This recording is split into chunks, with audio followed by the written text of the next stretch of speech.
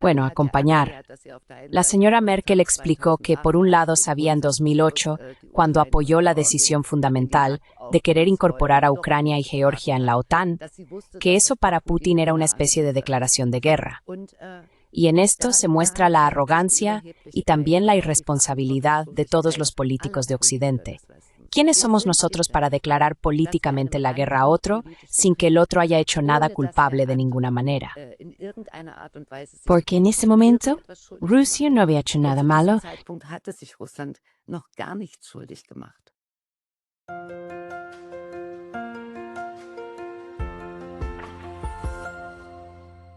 Hallo zusammen. Pascal hier von Neutrality Studies. Hola a todos, soy Pascal de Neutrality Studies y hoy hablo con la doctora Petra Erler, politóloga alemana y ex política de Alemania del Este, que desempeñó un papel fundamental en el proceso de reunificación con Alemania Occidental, entre otros cargos como secretaria de Estado en la oficina del primer ministro.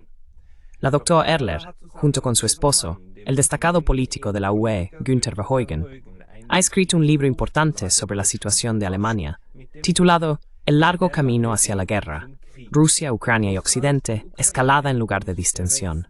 De eso queremos hablar hoy. Así que, Dr. Erler, bienvenida. Muchas gracias.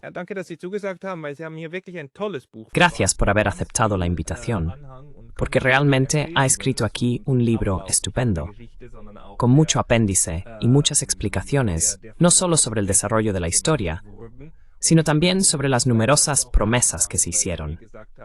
Y quizá me gustaría empezar por ahí, porque usted me dijo que eso también le parece importante. La traición a las esperanzas de los europeos. ¿En cuántos niveles ve usted promesas del pasado que se han roto, no solo hacia Rusia, sino también hacia los alemanes y Europa en general?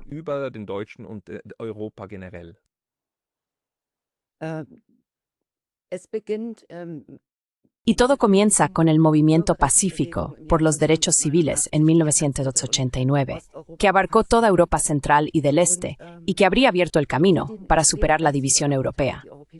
Y durante la Guerra Fría, esa división pesaba como una losa de plomo sobre el futuro de todos, especialmente en el centro de Europa, es decir, en Alemania Oriental y Occidental.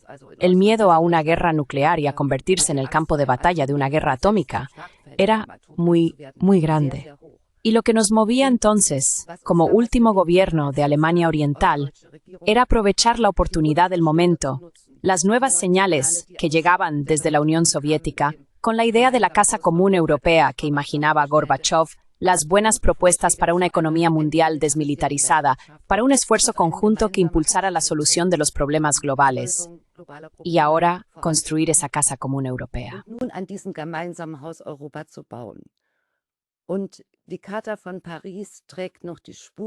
Y la Carta de París aún lleva las huellas de lo que entonces esperábamos. Y ahora quiero retroceder un paso más. Es la época del primer gran tratado de desarme, el Tratado ABM, que se firmó aún durante la Guerra Fría. Y si uno lo lee hoy, hay una promesa en ese tratado de desarme. Ambas partes querían, tan pronto como fuera posible, eliminar las armas nucleares para librar a toda la humanidad de ese gran azote. Y esa también fue la oportunidad favorable de 1990, cuando entonces se le prometió a Gorbachov que nunca se haría nada en contra de los intereses de la Unión Soviética, que se tendrían en cuenta sus intereses de seguridad.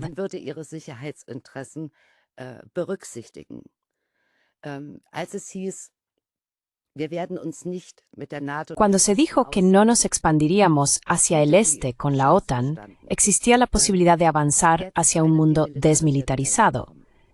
Y si uno observa detenidamente el Tratado de Disolución de la Unión Soviética, tanto el que se firmó inicialmente en Bielorrusia como el Acuerdo de Alma-Ata, esa visión también está presente en la disolución de la Unión Soviética. Por lo tanto, desde mi punto de vista, no es del todo correcto decir que siempre son los rusos quienes se quejan de que no se cumplieron las promesas hechas durante la reunificación alemana. En realidad, los intereses y las esperanzas de nosotros, los alemanes del Este, también fueron traicionados. y los intereses y esperanzas de todos aquellos que creían que, tras el azote de la Guerra Fría, entraríamos en un mundo de paz. Todas nuestras esperanzas han sido traicionadas.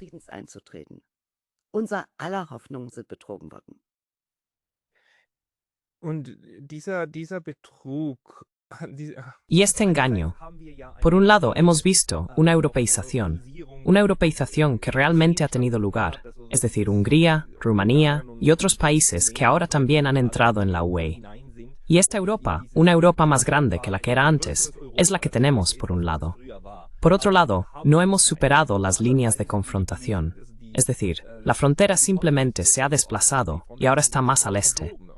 Y esa reconciliación con Rusia nunca se produjo realmente. Y también dentro de Alemania hubo y sigue habiendo grandes tensiones, así como esa diferencia entre la antigua Alemania del Este y el Oeste. ¿En qué medida seguimos encontrando hoy estas líneas de fractura en Alemania y en Europa? ¿Dónde las ve usted todavía? in Europa, wo sehen Sie sie noch? Ich denke, dass der Betrug ja damit zu tun hatte. Creo que el engaño tenía que ver con que en 1990 estaba bastante claro que los estadounidenses querían mantener su posición dominante en Europa y no estaban dispuestos a establecerse como iguales entre iguales en el concierto de las muchas naciones. Al mismo tiempo, por la desaparición de la Unión Soviética, seguían siendo la única superpotencia restante y creían poder actuar a su antojo de esta manera. En esa época, y el periodo crítico es la primera mitad de los años 90, la Unión Europea, primero la Comunidad Europea y luego la Unión Europea, no desarrolló un concepto continental propio. Más bien estaba ocupada consigo misma, primero la profundización, que llevó a la Unión Europea en 1992, luego en 1993 a la ampliación, y solo entonces empezó a acercarse con cautela a la cuestión. ¿Y qué pasa con los demás estados del continente europeo? Staaten auf dem europäischen Kontinent. Und von der ostdeutschen Lo que quedó del gobierno de Alemania del Este fue la exigencia de que ellos, al igual que nosotros, debían formar parte de la integración económica y política europea, porque en el Tratado de la UOME, a diferencia del Tratado de la OTAN, está claramente establecido el derecho de cada país a la adhesión, siempre que se cumplan las condiciones y requisitos. En consecuencia, en aquel entonces, las preguntas se centraban, sobre todo, en qué pasaría con Polonia, Chequia y Hungría, es decir, los países vecinos inmediatos de Alemania. Incluso la cuestión de si los rumanos y los búlgaros eran realmente países europeos era muy controvertida. Para algunos, eso ya era ir demasiado lejos, porque toda la visión histórica o la perspectiva sobre el continente estaba limitada por la Guerra Fría. Europa era Occidente, y el resto era prácticamente Siberia. Ja, und so ist es auch mit dem Balkan. Sí, así es también con los Balcanes. La percepción de que los Balcanes pertenecen a Europa, a muchos europeos, primero hay que mostrarles el mapa, para que lo crean. Dass Sie das glauben. Und in dieser Zeit gab es auch keine Y en ese tiempo tampoco existía una verdadera comprensión, al menos no en Bruselas, sobre qué hacer realmente con todo el espacio postsoviético.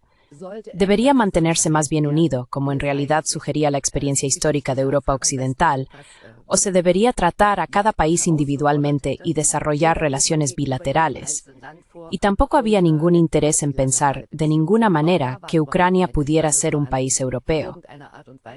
Y ya en 1994, en la concepción de ciertas personas en Bruselas, Rusia era más bien el enemigo.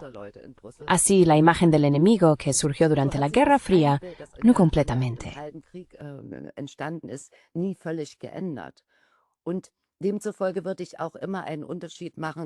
Y en consecuencia, yo siempre haría una distinción entre la integración europea, es decir, la ampliación de la Unión Europea, y la cuestión fundamental. Tenemos una arquitectura común de seguridad europea, porque la integración económica europea fue durante mucho tiempo un vehículo para aprender de lo que experimentamos tras la Segunda Guerra Mundial. Es decir, si los pueblos no se unen, el peligro del odio racial, de la arrogancia y del nacionalismo es muy alto. Y las heridas del pasado son todas profundas y graves. Pero en relación con el centro y el oeste del continente, y el este del continente, eso nunca se materializó. No hemos realizado ninguna labor de reconciliación. Y eso tiene mucho que ver con nuestro país. Hemos reprimido lo que hicimos sobre todo a los ciudadanos y ciudadanas de la Unión Soviética durante la Segunda Guerra Mundial. Den Bürgerinnen und Bürgern der Sowjetunion angetan haben. Ich wollte das eigentlich etwas später fragen, aber das En realidad, quería preguntar esto un poco más tarde, pero es un punto central, algo que no puedo comprender del todo. Por un lado, como suizo, pero por otro lado también, porque veo los mismos debates en Suiza, veo la misma mentalidad también en Suiza. Y esto es en este momento algo muy europeo, que Rusia tiene que ser el enemigo, y que ahora se está impulsando una militarización europea, con el argumento de que hay que protegerse de Rusia. Y este absoluto olvido de que fue Rusia la que en los últimos 200 años fue atacada 3 veces desde el continente, y la última vez con Barbarroja, y de manera realmente brutal, de la peor forma posible, 27 millones de muertos, unas dimensiones de sufrimiento inimaginables que se generaron aquí, que se causaron, y que Alemania hoy se vea en un papel de pionero, es decir, la Alemania política, tengo que decir, como pionera en esta remilitarización contra Rusia. Remilitarisierung gegen Russland. Warum hat das so wenig Einfluss auf ¿Por qué tiene tan poca influencia en la percepción de los alemanes en Alemania, o digamos, de los partidarios de esta política? Sigue siendo una mayoría en este momento, aunque haya una corriente contraria. En mi opinión, sigue siendo una mayoría. meiner Ansicht nach? Die Frage kann ich Ihnen eigentlich auch nicht wirklich beantworten. En realidad, tampoco puedo responderle a esa pregunta de manera definitiva. Está bastante claro que la culpa alemana tras la Segunda Guerra Mundial fue plenamente reconocida hacia los ciudadanos y ciudadanas judíos. El Holocausto es el crimen central de Alemania, y eso explica mucho de nuestra política hacia Israel. Pero solo en ocasiones festivas se menciona que sabemos que también hubo grandes crímenes contra los ciudadanos y ciudadanas de la Unión Soviética. Sin embargo, nunca ha habido, como en el caso de Varsovia, un gesto simbólico como arrodillarse u otro acto que haya servido de detonante para que hablemos de que la Wehrmacht alemana llevó a cabo una guerra de exterminio y quiso eliminar a los llamados subhumanos judío-bolcheviques.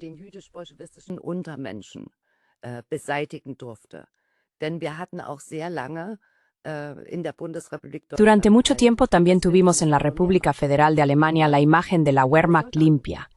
Eran solo soldados, que en la Operación Barbarroja se dio la orden de no respetar ningún derecho. Eso no se ha abordado en este país hasta el día de hoy en toda su consecuencia. Y también quedó muy claro cuántas omisiones tenemos cuando por primera vez Putin, y aún era popular, habló en el Bundestag en 2001. Todos sabían que venía de San Petersburgo, es decir, de la antigua Leningrado, la única ciudad soviética que fue completamente sitiada con el objetivo de matar, destruir y exterminar a la población.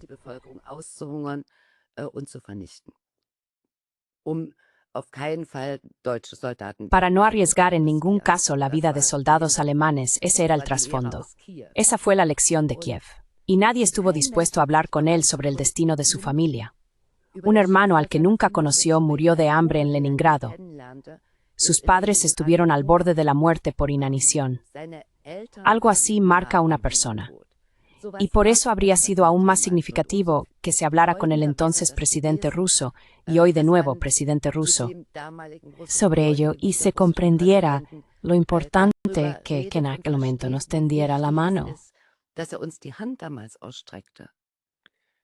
ist etwas, was ich auch immer noch nicht verstehe. Wieso Eso es algo que todavía no entiendo. ¿Por qué se rechazaron todas esas propuestas de Rusia, que existieron, que fueron claras y que están documentadas, incluso propuestas de Rusia, no solo para acercarse a la OTAN, sino para unirse a ella? Y creo que en su libro también aborda cómo finalmente empezó a girar esa espiral hacia esta guerra por delegación, tan conveniente, al menos para Estados Unidos, según declaraciones oficiales, porque así se pueden ahorrar soldados y dejar que el enemigo se desangre, que Europa también se dejó instrumentalizar y que eso funcionó. instrumentalisieren lassen und dass das funktioniert hat. Nun, Bueno, el odio hacia los rusos, el odio vivo hacia los rusos, se remonta al siglo XIX, cuando hubo una competencia entre Gran Bretaña y la Rusia zarista. Y ya entonces se acusaba a Rusia de tener tendencias expansionistas por parte de una potencia colonial que, según sus propias palabras, poseía tanta tierra que nunca se ponía el sol, así que era totalmente desproporcionado. Y por supuesto también influye, y creo que eso juega un papel, que en Rusia tuvo lugar entonces la gran revolución socialista de octubre, es decir, la rebelión contra el capitalismo y el imperialismo.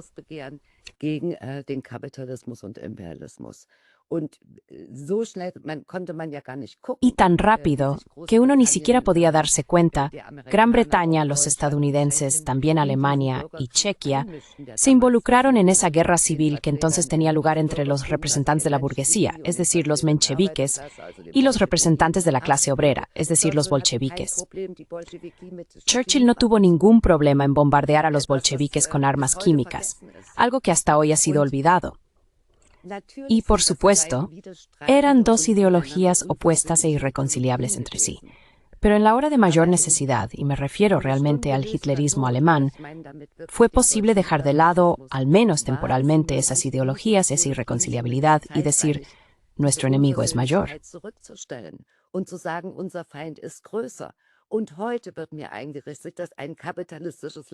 Y hoy se me quiere hacer creer que un país capitalista como Rusia sigue siendo un enemigo irreconciliable, aunque todos sabemos que el futuro de nuestra humanidad como civilización ya no está asegurado, que ni siquiera sabemos si sobreviviremos al final del siglo XXI. Nos pintan un coco que tiene raíces profundas. Y además, en mi opinión, la OTAN ya no tiene enemigo, pero todo militarismo necesita enemigos. Y en segundo lugar, la Gran Rusia, a pesar de la desintegración de la Unión Soviética, es una inmensa tentación para los poderosos. Quien quiera dominar el mundo necesita Rusia.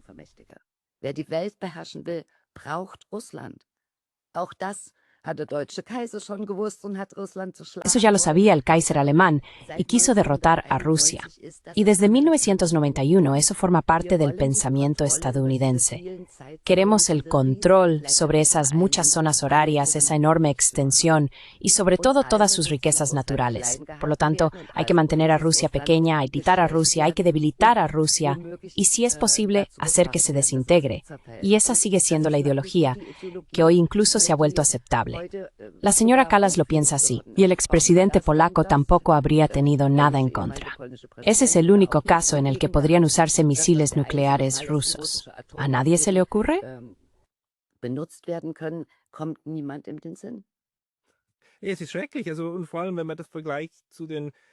Es terrible, sobre todo si se compara con los años 70 y 80, como usted ha dicho, cuando al menos en Alemania la gente era consciente de que una guerra nuclear entre las superpotencias significaría el fin de la nación alemana, porque con absoluta certeza se libraría en suelo alemán.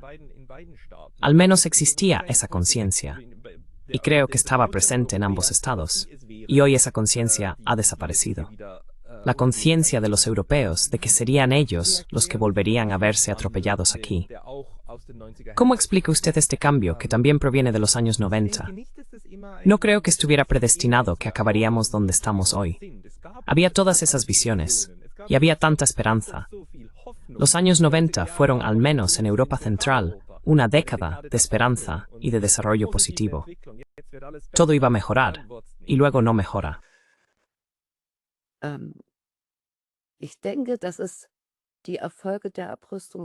Creo que fueron los éxitos los tratados de desarme. La mayor amenaza que pesaba sobre Europa era el peligro de los misiles nucleares de alcance medio. Y el hecho de que se lograra concluir el tratado INF y, al mismo tiempo, aprobar la Convención sobre la Prohibición de Armas Químicas y firmar el primer tratado de desarme, tranquilizó a la gente en cierto modo, y con razón. Los tiempos de alerta temprana se alargaron, la posibilidad de diálogo aumentó, y las facilidades causaron interpretadas.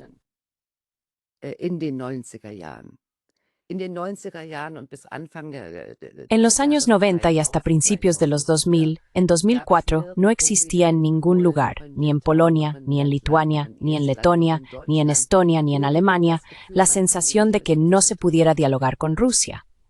Eso cambió de manera muy deliberada, y de nuevo vino impulsado por Estados Unidos. Comenzó con el argumento hipócrita de que ya no se necesitaba el Tratado ABM, ahora todos somos amigos. Y los intentos Putin de mantener este importante tratado que dejaba a ambas partes expuestas y vulnerables fueron ridiculizados.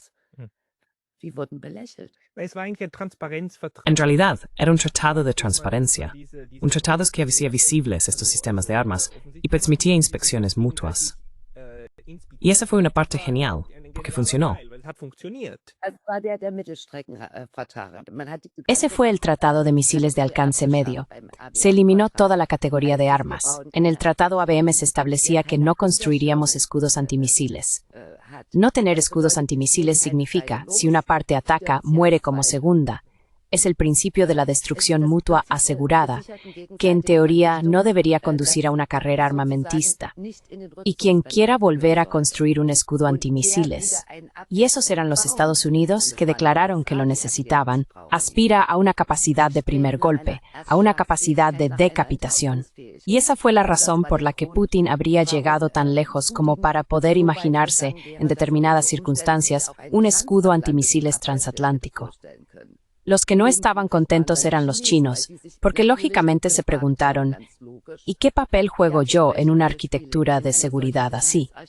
Porque siempre el excluido es el que se pregunta, ¿estoy excluido? Y el vulnerable. Y estas estrategias de decapitación las estamos viendo ahora, las hemos visto en directo precisamente con Irán. Es decir, cómo se suponía que debía funcionar, y luego al final no funcionó del todo.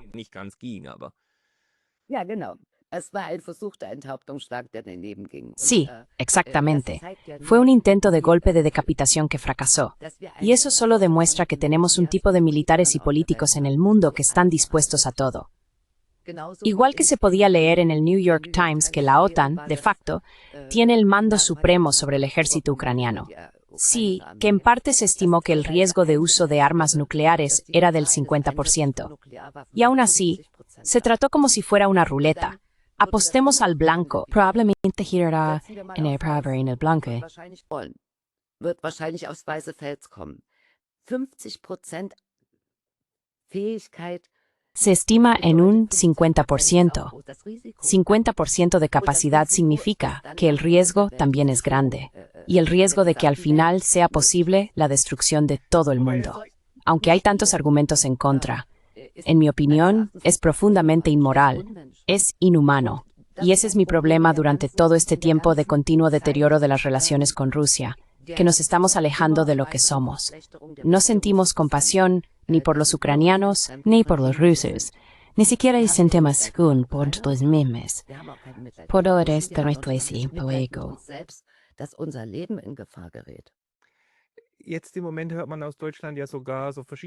En este momento, incluso en Alemania, se escuchan voces de diferentes sectores políticos diciendo: necesitamos un ejército más grande, necesitamos personas dispuestas a sacrificarse.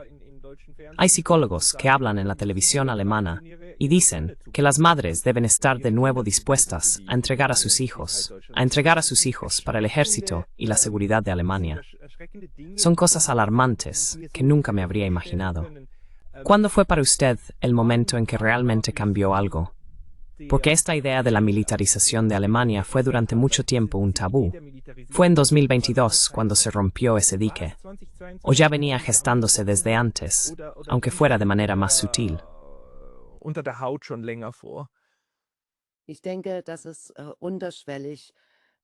Creo que subyace una historia más larga. En aquel entonces, sin embargo, se despachaba con fórmulas como «tenemos que asumir responsabilidad global».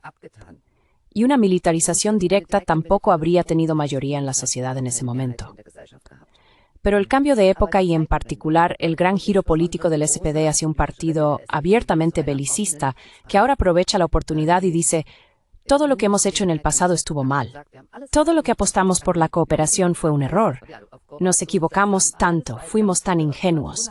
Contra el mal no se puede actuar de otra manera que con el propio mal. Eso ha creado el supuesto avance.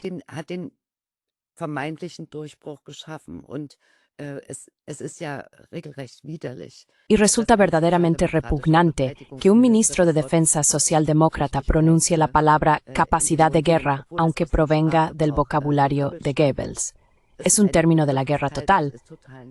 Menos repugnante y más bien muy esperanzador es que a pesar de todos estos llamamientos, los niños y jóvenes no estén dispuestos a ir a la guerra.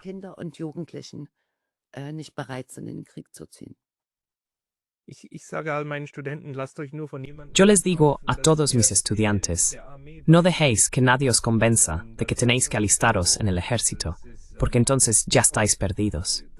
Todavía tenemos esperanza en la juventud, en que no quiera dejarse sacrificar.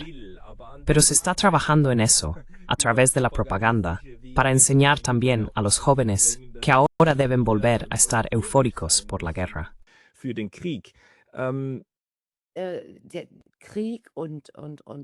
Y la guerra y el rearme proporcionan a mucha gente, por un lado, buenas sensaciones.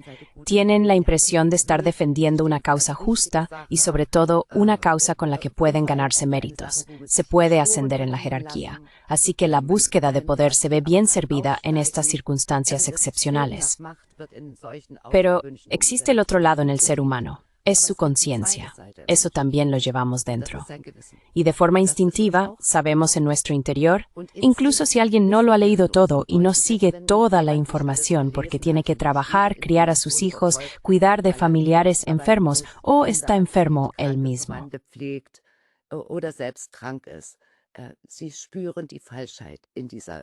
Perciben la falsedad de esta narrativa.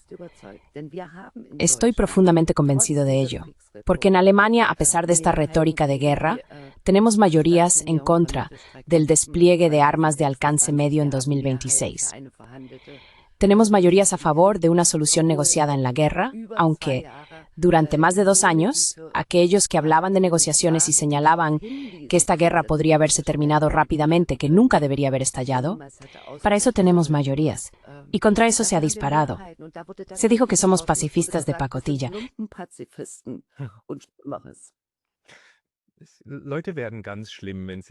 La gente se vuelve muy peligrosa cuando quiere ir a la guerra. Pero algo preocupante en la ciencia política, o algo que debería hacernos reflexionar, es que también existían esas mayorías contra la guerra y a favor de una reconciliación con Rusia en Ucrania. Esas mayorías estaban ahí. Es decir, la mayoría del pueblo eligió al señor Zelensky porque era el candidato de la paz y porque se presentó a favor de una reconciliación con Rusia. Y aún así, se logró socavar eso. Es decir, se consiguió un suceso que ya no permite otra cosa que el uso de las armas.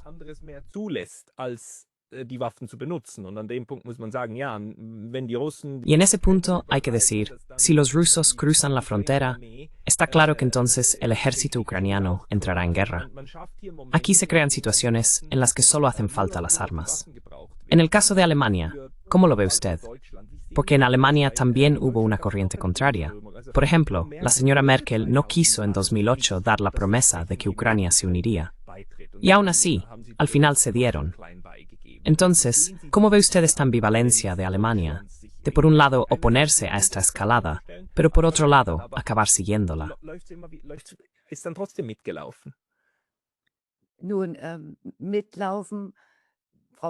Bueno, acompañar. La señora Merkel explicó que por un lado sabía en 2008, cuando apoyó la decisión de principio de querer incorporar a Ucrania y Georgia en la OTAN, que era consciente de que eso para Putin era una especie de declaración de guerra. Y eso demuestra la arrogancia y también la irresponsabilidad de todos los políticos de Occidente.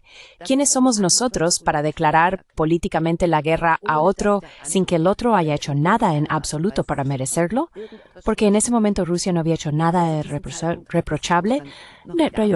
Pero desde mi punto de vista, la culpa fundamental de Rusia consiste en que nunca hay que someter a Occidente.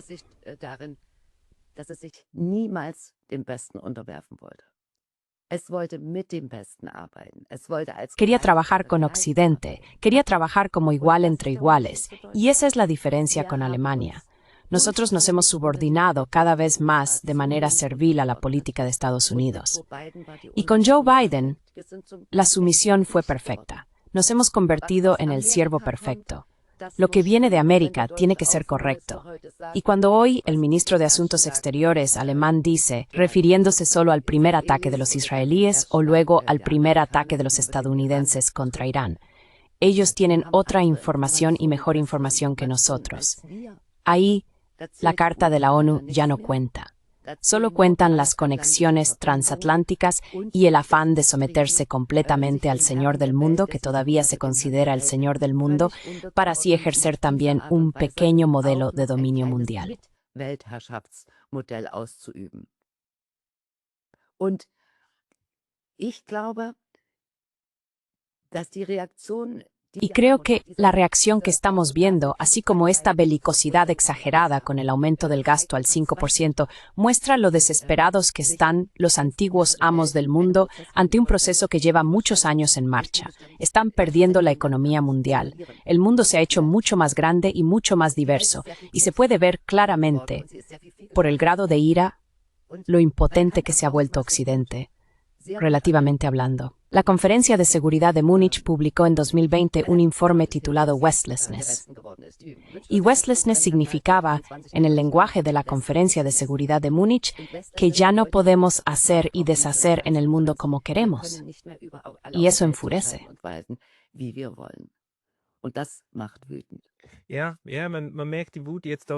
Sí.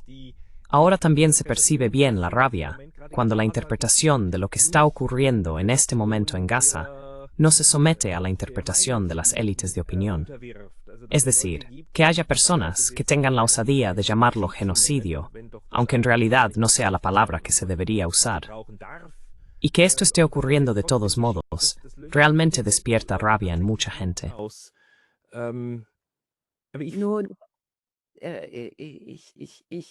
Creo que lo que está ocurriendo hoy en la Franja de Gaza muestra a todo el mundo árabe, a todo el mundo musulmán, que tenemos estándares diferentes, que valoramos más la vida de las personas blancas que la de aquellos que quizás tienen otro color de piel, hablan otro idioma y no viven en nuestro continente. A principios de este año estuve en una pequeña isla de Maldivas que tenía un aeropuerto local, y allí en inglés, para que todos los que aterrizan allí puedan leerlo, decía, no queremos vuestro dinero manchado de sangre.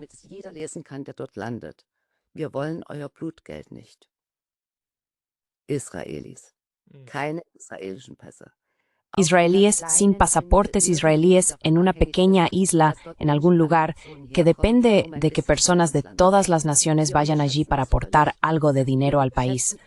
Subestimamos eso completamente. Subestimamos totalmente que en el momento en que los crímenes ocurren ante nuestros ojos, debemos nombrarlos y que debemos oponernos a ellos. También nos opusimos a que Putin atacara ilegalmente a Ucrania según el derecho internacional. Eso está bien, pero la Carta de la ONU se aplica a todos, y no nos opusimos cuando los estadounidenses bombardearon ilegalmente Irán.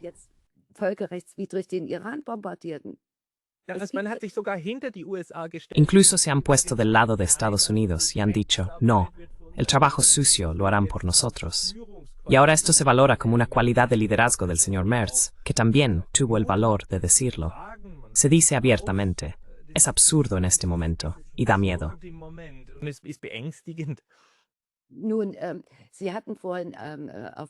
Bueno, usted mencionó antes al presidente Zelensky, y yo creo que en Ucrania la voluntad de paz que tenía la mayoría de la población fue reprimida por los gobiernos violentos, no solo por los nacionalistas en el país, sino también por los extremistas nacionalistas, es decir, los pocos nazis.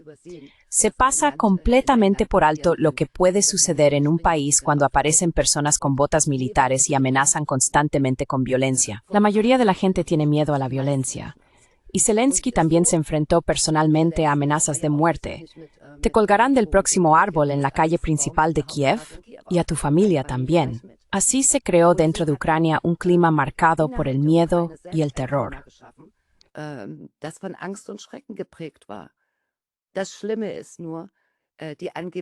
Lo peor es que los supuestos amigos de Ucrania, Estados Unidos, la Unión Europea, también Alemania, no movimos un dedo, no dijimos, basta ya.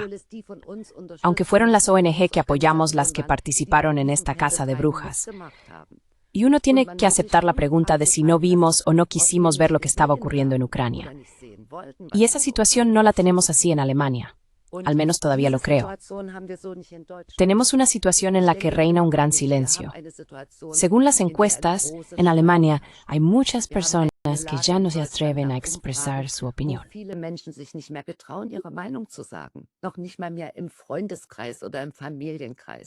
Ni siquiera ya en el círculo de amigos o en el familiar, porque temen que una opinión política lleve a peleas familiares, a la alienación entre amigos. Y sin embargo, es el único camino para frenar el avance de esta ideología realmente inhumana de la disposición a la guerra. Usted lo mencionó. Al final, toda madre se enfrentaría a la pregunta, ¿estoy dispuesta a sacrificar a mi hijo? Y si es así, ¿por qué motivo exactamente? ¿Por Rheinmetall? ¿Por los intereses empresariales de BlackRock? ¿Por los fondos de inversión de los estadounidenses? ¿O acaso morir siempre es solo la segunda mejor solución? Y no existe un camino, una mejor solución, que es la del diálogo. Y creo que las personas saben por experiencia propia que se puede discutir acaloradamente, pero también reconciliarse si se habla entre sí.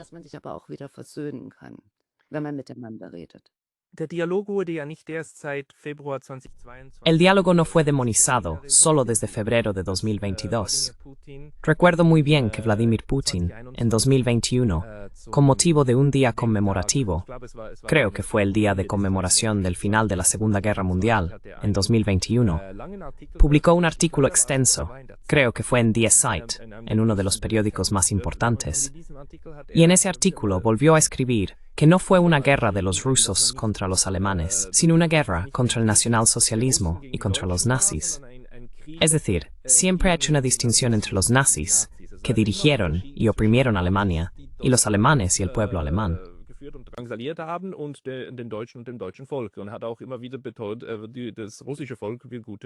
Y él también ha recalcado una y otra vez que el pueblo ruso tiene una buena relación con el pueblo alemán. Pero eso ya fue hostigado en 2021.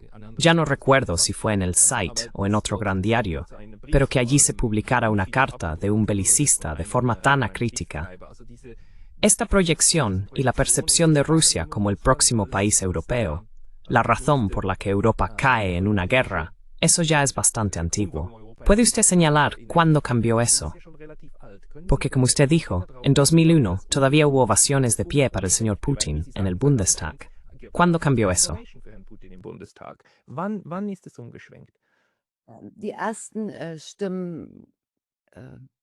Las primeras voces realmente venenosas vinieron de Estados Unidos, de John McCain. Eso fue en 2006, en la Conferencia de Seguridad de Múnich. Creo que ahí dijo que Rusia era una gasolinera disfrazada de país. Usó varias de esas expresiones. Pero también el discurso ante la Conferencia de Seguridad de Múnich en 2007, que fue un discurso muy inteligente visto en retrospectiva. Deberíamos haber escuchado, deberíamos haber tendido la mano. Eso aún no fue la ruptura, porque todavía existía el intento de un reinicio. Y en 2010, la canciller alemana todavía paseaba con Medvedev y pensaba en un Consejo de Seguridad conjunto entre Rusia y la Unión Europea sobre la base de una propuesta de Medvedev. Pero todo eso fue combatido y atacado inmediatamente, apenas se mencionó.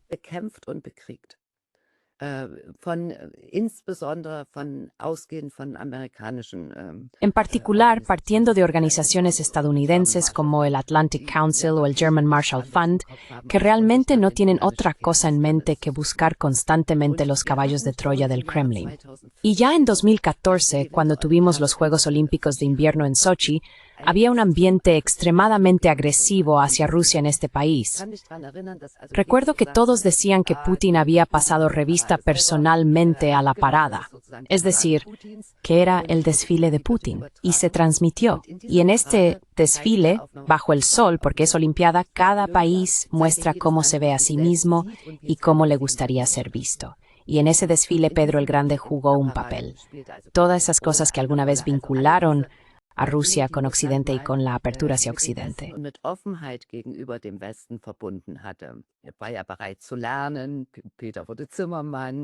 Él estaba dispuesto a aprender. Pedro se convirtió en carpintero, cooperó aquí en Prusia con Federico el Grande, y faltó por completo la Segunda Guerra Mundial. no estuvo presente en absoluto, quizás porque en ese momento también se le dijo al mundo que no queríamos vernos ni como víctimas ni como vencedores de la historia. Y la ZDF, que transmitió eso, y luego vinieron los famosos anillos olímpicos, que fueron encendidos y uno nos encendió. ¿Y cómo se alegraron nuestros periodistas de que saliera mal? No escucharon el himno prusiano, que también se tocó durante el desfile, como señal de buena voluntad, un puente hacia esa parte de Europa que siempre se considera la única Europa. Solo se alegraron por el error, y eso fue antes de Crimea.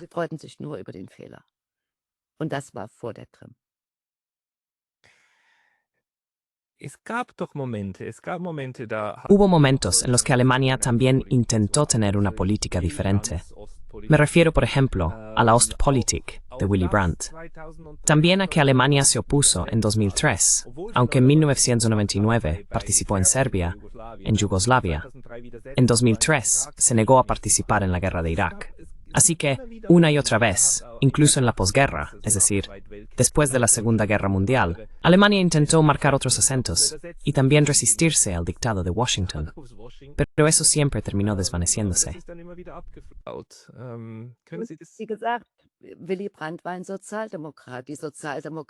Willy Brandt era un socialdemócrata. Los socialdemócratas fueron quienes en 2003 se opusieron con más firmeza a la guerra de Irak, y en ese momento la futura canciller alemana aún pensaba que por solidaridad con Estados Unidos había que participar. Al menos eso escribió en el New York Times. Luego se le olvidó. Tampoco participamos en Libia en 2011, y la última muestra de resistencia alemana vino de Merkel. No fue en forma del acuerdo de Minsk. Nord Stream 2. Queríamos mantener esa teoría en nuestras ganimas.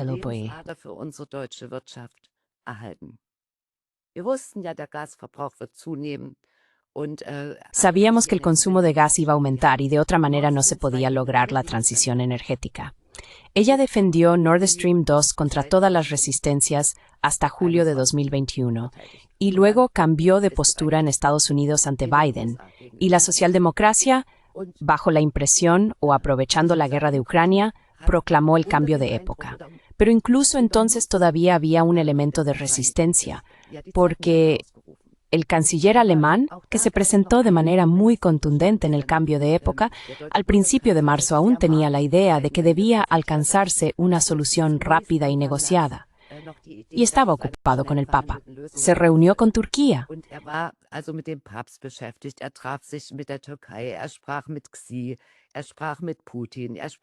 Habló con Xi, habló con Putin, habló con Zelensky. Hubo una diplomacia activa de Alemania para poner fin a esta guerra lo antes posible.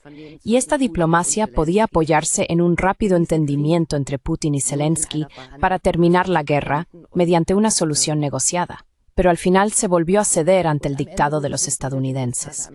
Creo que el punto de inflexión fue el 26 de marzo, el gran discurso de Joe Biden en Varsovia, donde quedó claro de qué se trataba ahora. Ahora Rusia iba a ser vilipendiada y castigada. Económicamente debía ir arruinada, como dijo nuestra ministra de Asuntos Exteriores alemana.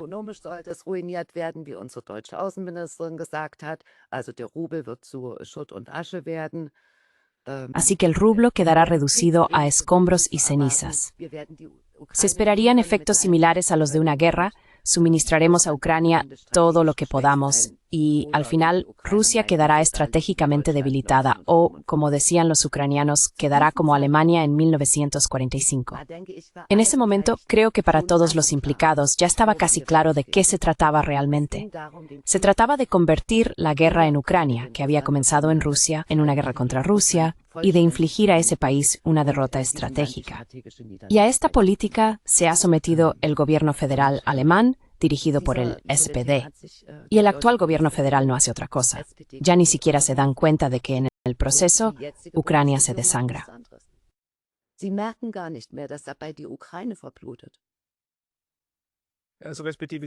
Así que, respectivamente, utilizan el desangramiento de Ucrania para hacer propaganda en casa y decís, tenemos que hacer aún más, sangrar aún más. Pero como ya he dicho, con toda la política de sanciones no solo nos hemos disparado en el pie, sino que al menos nos hemos volado un pulmón. Siempre estamos al borde de la recesión, porque toda la economía alemana tenía un modelo de crecimiento muy claro. Estamos ampliamente posicionados en Europa Central y del Este para producir a bajo coste y aprovechar las ventajas de las diferencias salariales. No tenemos materias primas importantes, no tenemos energía. Dependemos de las importaciones de energía. La más barata venía de Rusia.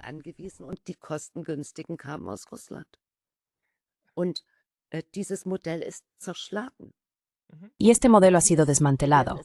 Durante años, si no décadas, pagaremos el hecho de que hoy nuestros precios de la energía no solo son demasiado altos para la población, sino también para la industria, como para poder seguir trabajando al nivel de precios y salarios anterior. Y personalmente tengo grandes dificultades para imaginar cómo se podrán lograr siquiera ese 5% de aumento en la producción de armamento o en infraestructuras. Todo se ha vuelto muchísimo más caro.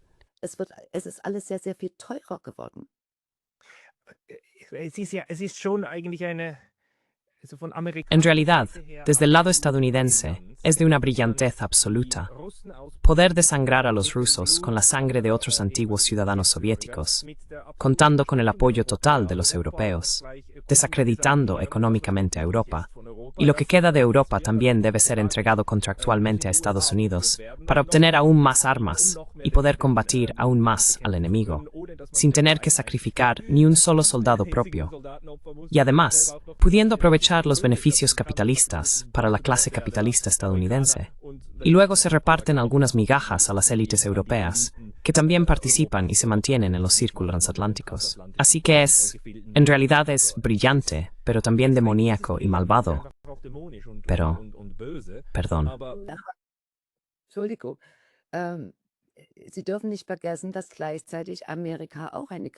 No deben olvidar que, al mismo tiempo, en Estados Unidos también hay una población cansada de la guerra y que por parte de Trump se está promoviendo la narrativa contraria. Sigue siendo así que Trump al menos dice que quiere una mejora en las relaciones con Rusia. Y siempre que otros dicen que tal o cual se ha comportado mal, Trump suele responder, nosotros tampoco somos unos santos. Eso forma parte de las constantes, que él, a diferencia de otros,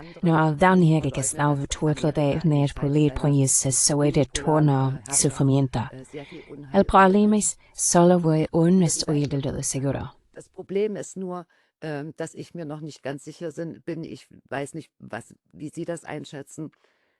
No sé cómo lo valora usted. Würde Trump ¿Trump sacrificaría también a Europa Occidental igual que a Ucrania para que seamos, por así decirlo, la próxima línea de defensa contra Rusia? ¿O no hay también en el entorno de Trump y sus partidarios personas que se dan cuenta perfectamente de que Estados Unidos está llegando cada vez más a su fin y que deben buscar una nueva vía de entendimiento con otros pueblos? Porque si no se logra este camino de entendimiento, Esa es la opción. Tenemos dos opciones en este mundo. O ya no o un imperio se irá pacíficamente o no. Entweder ein Imperium tritt friedlich ab oder nicht. Die Frage ist das System. La pregunta ¿es capaz el sistema de hacer eso? Porque pienso que si le preguntáramos al señor Trump, él diría inmediatamente, no quiero sacrificar a nadie, tampoco a Ucrania. Quiero terminar con esto. La cuestión es hacia dónde empuja el sistema.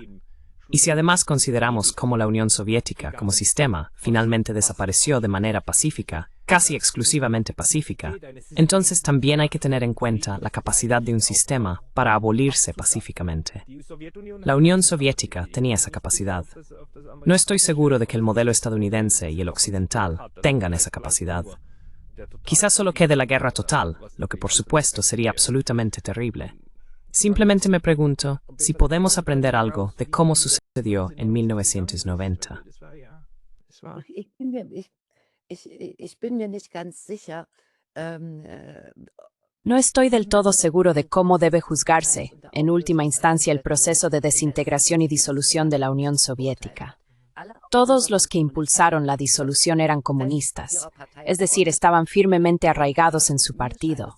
y me da la impresión de que, a través de la disolución de la Unión Soviética, querían consolidar su propia base de poder. Estaba absolutamente claro que con el cambio pacífico también surgiría la cuestión de la culpa en el pasado, y muy pocos tenían interés en responder a esa pregunta de alguna manera.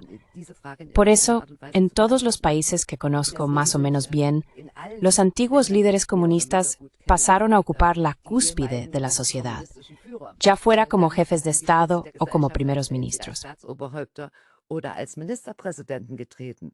Und es war nicht so, wie das in der DDR gewesen ist, dass Y no fue como en la RDA, donde toda la élite política desapareció de la noche a la mañana, sino que vivieron con la gente o todos tuvieron que convivir con las personas que estaban allí. Pero los que disolvieron el sistema estaban todos en la cima de la jerarquía. Para ellos, por así decirlo, era un camino hacia el futuro, y ese camino tenía que ser recorrido de manera nacionalista. Esto también explica por qué precisamente Ucrania intentó distanciarse inmediatamente de Rusia, aunque ambos países estaban profundamente conectados entre sí, no solo económicamente, sino también cultural, humana y estructuralmente. Era como si cada lado tuviera que amputarse algo, y eso tampoco es necesariamente pacífico. Das ist auch nicht unbedingt friedlich. Nein, ist es nicht. Aber es war ein Weg. No lo es. Pero fue un camino sin una gran guerra civil, o quizás una guerra civil que llegó 30 años después. Pero eso sería otra discusión. Permítame preguntarle en relación con su libro y también sobre la cuestión de la escalada. ¿Qué le parece importante en el análisis de lo que estamos observando actualmente en la actualidad? ¿Qué no hemos discutido todavía que para usted sea relevante? Was haben wir jetzt noch nicht besprochen, was Ihnen wichtig ist?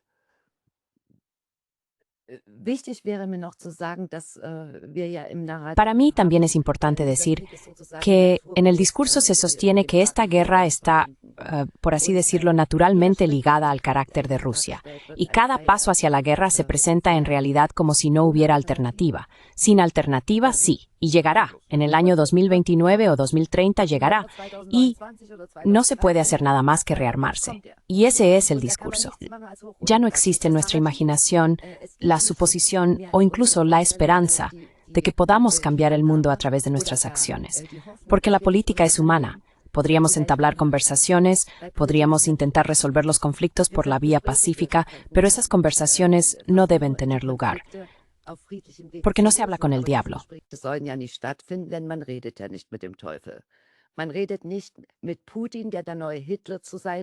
No se habla con Putin, que parece ser el nuevo Hitler, aunque una comparación así minimiza los crímenes de Hitler y sus secuaces. Estoy completamente en contra de utilizar tales comparaciones, porque no hacen justicia a la magnitud y singularidad de esos crímenes.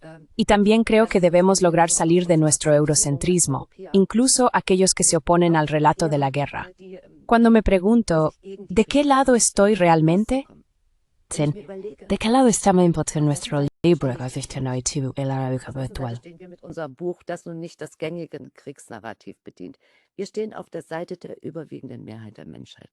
Estamos del lado de la gran mayoría de la humanidad. Simplemente no podemos imaginar que en África, en América Latina, en Asia, se conciba un modelo cooperativo del mundo. No solo tenemos una visión limitada de nuestra propia capacidad de acción, sino que siempre parecemos ser los que actúan impulsivamente, los que no pueden hacer nada. Estamos, por así decirlo, a merced del mal. Por otro lado, tenemos una idea completamente reducida de lo que son los derechos humanos.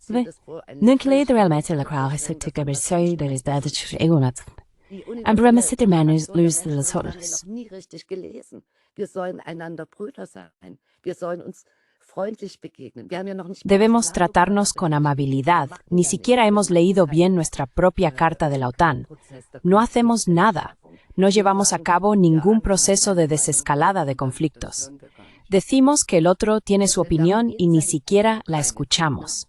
Porque de eso se trata toda la guerra en Ucrania.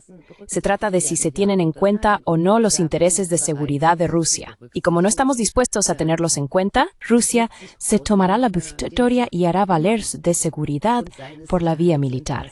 Y esa es la forma más cruel que se le puede imponer a un pueblo como el ucraniano. Sí, hemos logrado crear un mundo en el que las decisiones sobre los conflictos deben volver a tomarse en el campo de batalla. Y ahí nos hemos manipulado a nosotros mismos. Aber Sie sagen ja nein. Wir dürfen diese Welt nicht weiter zulassen. Pero usted dice que no. No podemos seguir permitiendo este mundo.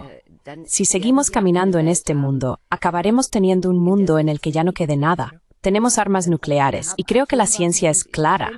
Durante la época del coronavirus, siempre nos decían, sigue la ciencia, fuera lo que fuera. Y la ciencia es clara, los físicos nucleares lo saben. Todos los que tienen que ver con armas nucleares lo saben.